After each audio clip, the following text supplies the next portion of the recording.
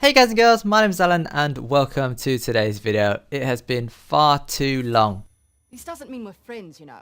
She says that, but me and Nadine, we go way back. Right, so anyway, as you can see, we're returning to Uncharted 4 gameplay, as is tradition on a Saturday. Well, it was tradition before I broke it a couple of weeks back.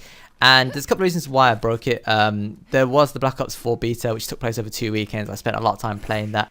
I didn't actually post a lot of footage to the channel regarding the beta, which is something I've been planning to do, and I think I probably will still do at some point in the future, but I didn't really enjoy the beta that much. And again, I haven't really posted my first impressions or anything like that, which I want to do because obviously I want to just share my opinions before the game launches.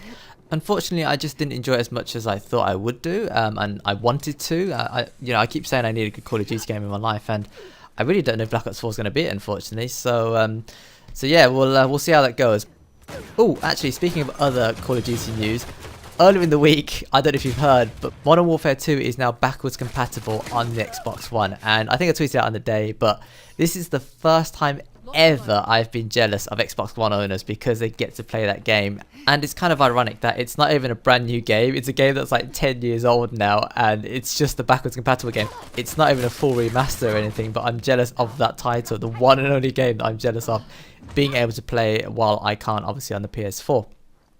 Okay, so as well as the Black Ops 4 beta, I have been busy with some other stuff as well. And I guess time management, as I said, is not one of my strong suits. So I probably could have got gameplay commentaries up at the weekends had I really wanted to. But I just disorganized and stuff. Basically, I have been a little bit busy with some other live stuff. I think I posted a video sometime last week. I think it was talking over a Fortnite piece of gameplay. How I don't know, I've had enough of work right now. And I know that people aren't really meant to love their jobs, but I don't think jobs are meant to be as, low paid and as stressful in my situation. So I do need a new job. I need a new career now. I need to just move on from where I'm currently at. And I'm working to do that. But basically, yeah, that's just an ongoing situation. So I'm trying to find new work at a better place and hopefully get paid more and deal with less crap. So yeah, just as I said, I work in retail. I don't know if you guys and girls have ever experienced it, but you don't get paid a lot and you've got to deal with so much rubbish. It's unbelievable. And in my job in particular, where there's quite a lot of one-to-one interactions, and we're not a very big department, but we do a lot of trading, we do a lot of business. I think, again, I talked about this before in the past, I won't cover it again, but I want to move on from that now because it's depressing me just thinking about it. Right, the next thing that's taken up a lot of my time at the moment is the fact that I have a trip going abroad in a short while, and it's quite far away. I'm going to America, California, West Coast to be exact, for a cousin's wedding. She's getting married. I'm on, obviously, her side of the family. And basically, there's just a lot of stuff that I need to plan around that. And it's something that I've not really ever had to do before. I haven't traveled abroad for the longest time. And I'm not really sort of a traveling sort of person. I'm very settled in my ways. I like staying in the UK. I mean, I guess you can call me a little bit boring, but I hate just like traveling for long distances and long periods of time. But obviously this is a special occasion, so I've made the effort to actually buy tickets to go abroad. So I bought the tickets a few months back now. They were on offer at the time, which is why I bought them back then. Unfortunately, when you buy tickets that early in advance for flights, they are liable to change. I think I've already had at least one change in the time I bought them at the start of the year to now. I need to double check they haven't changed again. Wouldn't surprise me if they had, but basically I just need to adjust my plans according to that, which is a little bit annoying. But again, that's the risky run when you buy them A, early, and B, during a sale. Fortunately, accommodation I don't have to worry about because obviously I'll be staying with family because that's who I'm visiting, family in America. But there's two other things that you sort of need to worry about again when you travel abroad. The first thing is visas. When you're traveling to a country like America, you do need to apply for a visa. I've since done that, but the process was so long. There are so many just random ass questions. Well, I mean, I don't know if you've ever filled in a visa form yourself, but the American one is fairly long because they're quite strict on who can and can't enter their country. One of the page of questions was quite funny. It was an eligibility page. They were asking valid questions, but questions which, if you weren't going to answer them truthfully, I don't understand why you'd even bother asking. So, for example, are you planning to do bad things when in America? Well, obviously not, but if someone was planning to do bad things in America, they're not bloody well going to admit it on a form, are they? So it's just, I don't know, it just seems really stupid to me to ask that sort of question. Obviously, I said no because I'm not planning to do anything iffy over there. I'm a law-abiding citizen, just in case anyone's listening to this video. And I'm just there to have a good time, enjoy the wedding, and who knows, maybe even meet some new people abroad, right? So that's the first thing. And then the second thing is you need to buy insurance. Now, America more so than other countries because they don't have a universal healthcare system like in the UK. So in the UK, even if you're a visitor from abroad, if you hurt yourself, the NHS will sort of patch you up the best they can before sending you off home. Whereas in America, they will do that, but then they will slap you with a ridiculous bill at the end of it. So if you're traveling to places such as America, for example, you do need to make sure you've got yourself health insurance, travel insurance in general. And this is probably a good rule to follow for any country you visit, whether it's the EU or whatever. You always want to have travel insurance because A, it covers you against, as I said, medical bills and stuff like that, but also B, it covers you against anything else you might have suffered while you're over there. Lost luggage, delayed flights, that sort of thing. It's not a huge amount to pay out, but the amount of money you could potentially save if you get faced with one of the situations is definitely worth the trade-off.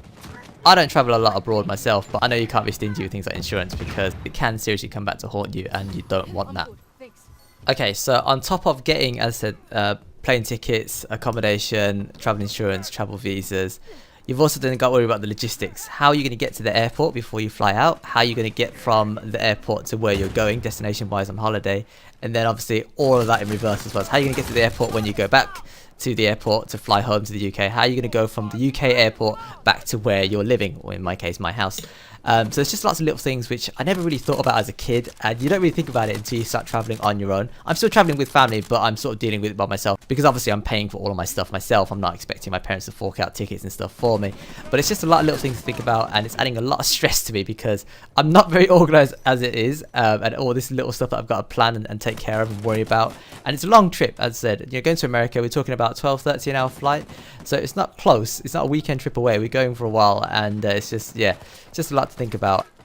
As I said a little bit earlier, I'm a sort of a creature of habit. I like my house, I like my things around me, and so when I travel away for long periods of time, it sort of throws me off a little bit. But I'm excited. I mean, I'm happy for my cousin, obviously, and I'm looking forward to just being in a new country and just enjoying it for a little bit. Maybe this is the break that I need away from life and away from work. Just get away for a bit. So yeah, I'm looking forward to it. And who knows? Maybe I won't live stream or vlog or anything like that, but I might post some pictures to my socials. So follow me on Twitter, Insta. I might even put some stuff on Snapchat as well. Links are on the screen, also in the description below if you want to check them out. Right, so I've actually talked for quite a long time, longer than I thought I would do, and haven't really finished talking about my trip yet. The other thing I've got to worry about as well is I need to start buying some new clothes. Obviously, my wardrobe isn't really built for summer wear because I live in the UK, but when in America it's going to be quite hot, so I'm going to have to buy some shirts and shorts and that sort of thing. And then also, because I'm going to a wedding, I'm going to need to buy a new suit because it's been so long since I bought a new suit that I definitely need a new one. And I hate clothes shopping in general, but the thing that bugs me the most is because I'm not your typical size, right? I'm a little bit short, a little bit skinny, and I do sort of struggle when it comes to buying clothes. It depends what store I go to, but most of the time I sort of struggle a little bit. When it comes to something like a suit, which you need it to fit well. If it doesn't fit well, you look like a muppet. It's really hard to find like a proper fitting suit, and so I may need to order one. Like I need to go and get myself measured, maybe need to order one. Alternatively, I need to buy one and then get it obviously tailored to fit me perfectly. So again, that's something else I need to worry about, and time's ticking, and oh dear me, it's just one after the other. Anyway, so moving on from the US trip, today's topic I was going to talk about, I don't even know if I've got time to talk about it now, but I was going to talk about my gaming history. I'm tempted to say that I've already talked about this before, but I don't know if I have, but I'll just reiterate it anyway. So I'm updating my CV at the moment, and I was thinking back how if my gaming career, my gaming career inverted commas, was also put into a CV, how it would look. And it's really funny because I go through these phases where I play a certain game for an extended period of time. It used to be Call of Duty every year, 6 months, and then I get bored around spring, summertime, and I play something else and wait for the next Call of Duty. But in more recent years, it's been Uncharted. So I played Uncharted when it first came out for nearly a year, if not over a year. And then of course Fortnite came along, and I've played that for nearly a year as well now. But then jotted in between, you've got things like Mass Effect, which I played for quite an extended period of time. And I think one of these days I might even do that. I might even go back and just plot what I played over the months and years, because I think it would be really interesting to see. Because as I said, I don't play a lot of games, but the games that I do play, the games that I do enjoy, I spend a lot of time playing. And yeah, it's nice moments in history that I can look back on. I mean, not only did I play these games and obviously met people while playing these games, and they'll always have a special place in my gaming heart, but I've also done certain things because of these games. So I made some of my first ever YouTube videos around Uncharted 2. I made a couple of guide tutorials. This is a very long time ago now. And then went on to Mass Effect 3 and I started blogging. I wrote articles and guides. just sharing, you know, my knowledge of the game and just trying to help others to improve theirs as well. And then moving on to this year with Fortnite, I started streaming for the first ever time. And you know, these games are gonna just stick with me for the rest of time now because I've done different things because of these games.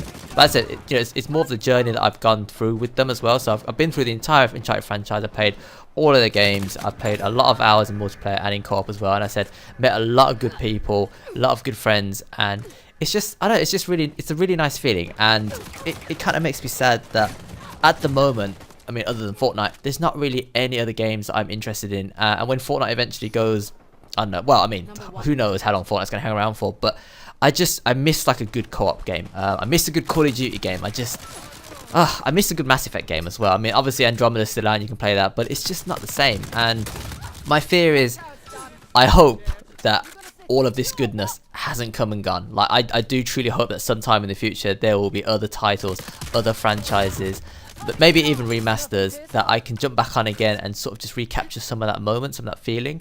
It's hard to explain. I don't know if I'm sort of portraying it correctly, but I feel happy to have experienced these moments, but I feel a little bit sad knowing that potentially that's gone now. And I don't know whether that's because my situation has changed. Obviously, I'm now an adult. I don't have as much free time. Well, I try and play as much as I can, but I don't have as much free time, and I just got to worry about other things. And again, a part of it is because some of the games these days just ain't that great. I ain't gonna lie to you. So yeah, it's just a bunch of different little things. But yeah, it's nice to reminisce. It really is. Just sometimes I'll just sit back and I'll just think.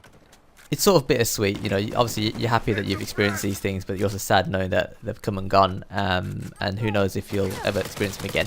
It's just one of them sort of things. But yeah, that'll do it for today's video. A little bit, sort of, I wouldn't say haphazard, but a bit of this, bit of that. So I talked about my trip, and then obviously I talked about this at the end. But yeah, that'll do it for today's gameplay commentary. As per usual, if you did enjoy the content, do consider tapping the like button. I really do appreciate it. And as always, if you've got any thoughts or like to share me regarding anything I've talked about today or anything you've seen, do let me know in the comment section below.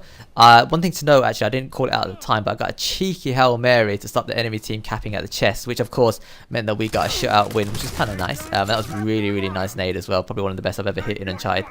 Also, you'll see towards the end of the game during the scoreboard section, but I managed to hit a 30 bomb, and this is one of my very early piece of gameplays. As you can tell from the heads up display, it doesn't show all the information yet, so this is very early on in the lifespan of Uncharted 4, and I managed to get a cheeky little 30 bomb in a 4v4 plunder, which is pretty impressive if I do say so myself.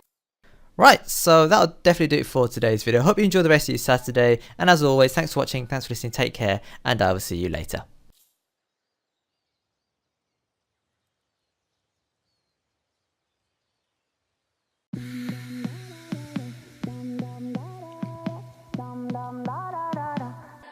And now it's hard to